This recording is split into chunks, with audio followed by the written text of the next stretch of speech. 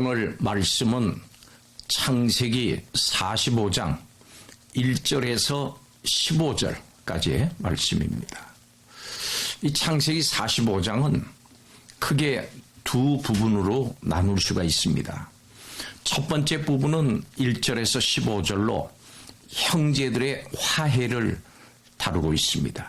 그리고 두 번째 부분은 16절에서 28절로 야곱의 가족들이 애굽으로 이제 떠날 준비를 하는 부분입니다.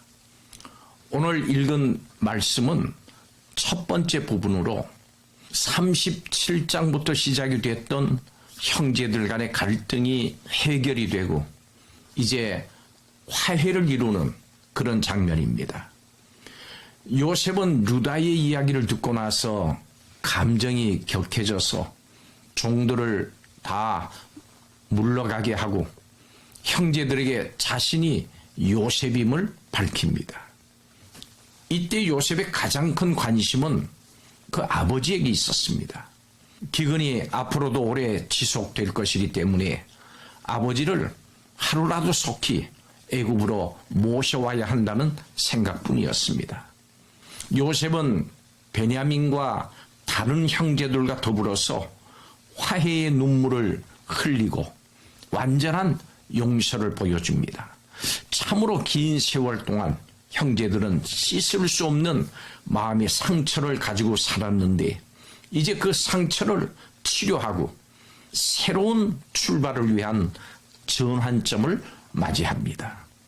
성도 여러분, 때로 우리의 삶이 생동감이 넘치질 않고 정체된 것처럼 여겨질 때가 있습니다. 그것은 삶을 살아가는 데 필요한 몇 가지 중요한 열쇠가 결여되어 있기 때문입니다. 오늘 말씀을 통해서 우리가 삶을 살아가는 데 필요한 것이 뭔지 함께 살펴보겠습니다. 첫째로 용서할 수 있어야 합니다. 요셉은 격정을 감당하지 못하고 형제들 앞에서 통곡하면서 자신의 정체를 밝힙니다. 그는 이미 형제들을 용서했기 때문입니다. 교회 안에서도 서로 마음에 맞는 사람들끼리만 교제하는 모습을 가끔 보게 됩니다. 성도의 일상이 용서인데 어느 틈엔가 우리는 이런저런 사소한 일들로 상처받았다고 말하면서 서로 간의 관계 가운데 벽을 쌓아가고 있는 것을 봅니다.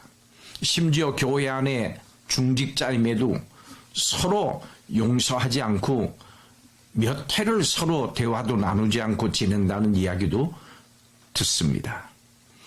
요셉이 당한 일을 한번 생각해 봅시다. 어떻게 요셉은 형제들을 용서할 수 있었을까요? 그것은 자신을 향한 하나님의 은혜, 그것이 무엇인지 알았기 때문입니다. 1만 달란트 탕감받는 자가 100데나리온 빚진 자를 용서하지 않을 수는 없습니다. 나에게 임한 하나님의 은혜를 알면은 다른 사람을 용서하는 것이 그리 어렵지 않습니다. 우리는 예수 그리스도 안에서 한 몸 된 지체들을 가족으로 여기면서 서로 긴밀하고 또 풍성하게 인격적인 교제를 누릴 수 있습니다.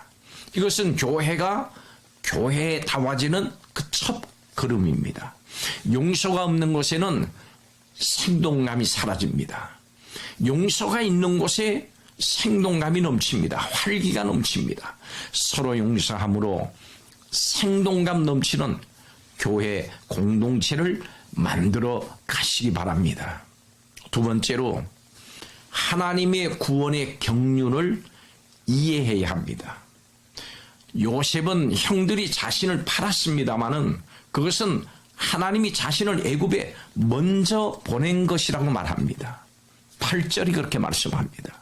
그런즉 나를 이리로 보낸 이는 당신들이 아니요 하나님이시라.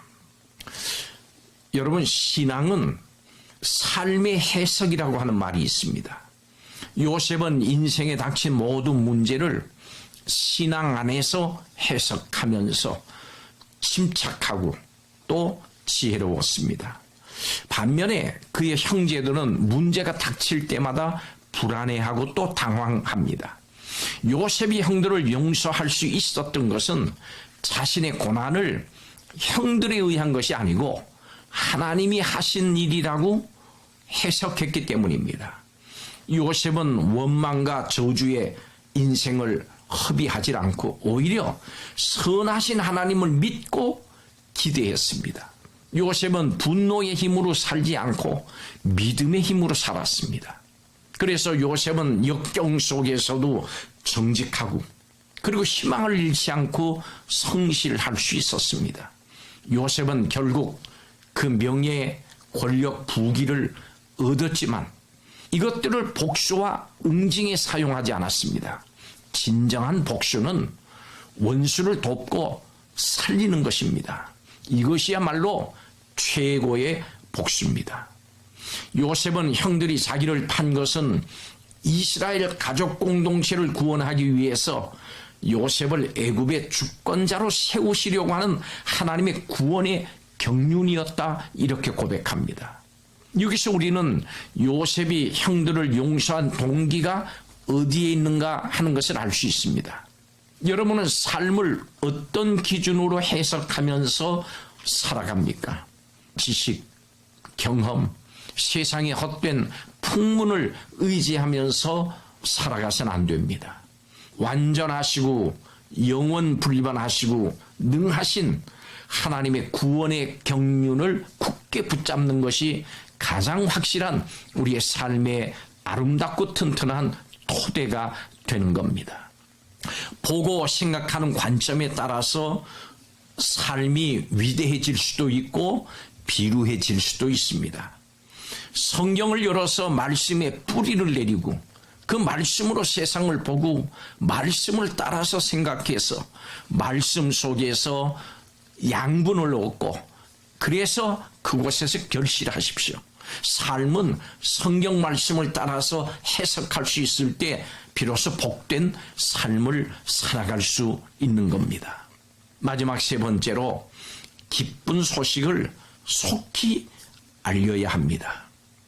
요셉은 형제들에게 속히 자신에 관한 소식을 아버지에게 전하라고 합니다. 요셉은 자신이 이스라엘 가족 공동체와 또 그에 속한 모든 사랑과 소유를 고센 땅으로 옮겨 돌보겠다고 했습니다. 우리는 이 대목에서 기쁨에 들뜬 요셉의 목소리를 들을 수 있습니다. 그렇습니다. 우리도 기쁨에 들뜬 목소리로 우리가 받은 성경적인 복음, 물과 성령으로 거듭나서 천국 백성이 되는 복음을 다른 사람들에게 전해야 합니다. 복음이 가져다준 은혜, 의로운 신분, 생명, 평강, 기쁨을 자랑하십시오. 복음을 전해 듣는 그 사람들에게 그것은 참으로 세상에서 최고의 복된 소식이 될 것이기 때문입니다. 할 수 있는 대로 많은 사람들에게 복음을 전하고자 했던 바울도 이런 기쁨이 있었기 때문에 놀라울 정도로 사명을 잘 감당할 수가 있었습니다. 복음을 전하는 우리의 모습에 기쁨이 없다면, 나중으로 미루기만 하고 절박한 심정과 구원에 대한 기대감이 없다면 그것 자체가 이상한 겁니다. 기쁜 소식을 속히 알리십시오. 성도 여러분의 일상에 용서가 있습니까? 여러분의 관점은 하나님의 말씀에 기초합니까? 그러면 은혜의 확고한 토대 위에 설 수 있을 것입니다. 이 복음을 알고 전하는 그것 자체가 기쁨입니다. 성도 여러분, 성도는 다른 지체를 용서하고 자신의 생각과 마음을 그들과 나눌 수 있어야 합니다. 성도는 자신의 삶을 하나님의 구원의 경륜의 관점에서 이해할 수 있어야 합니다. 성도는 내 자신에게 임한 하나님의 은혜를, 복음을 속히 다른 사람에게 전할 수 있어야 합니다. 기도하겠습니다. 오늘 이 말씀에 접한 이들에게 하나님께서 한량없는 은혜를 베풀어 주셔서 용서의 마음이 있게 하시고 이 용서의 마음으로 다른 사람들을 대할 수 있도록 하나님 은혜를 베풀어 주옵소서. 용서하지 못해서 생동감이 없는 이러한 세상 속에서 생명감, 활력을 집어넣는 성도들이 다 되게 하여 주시기를 원합니다.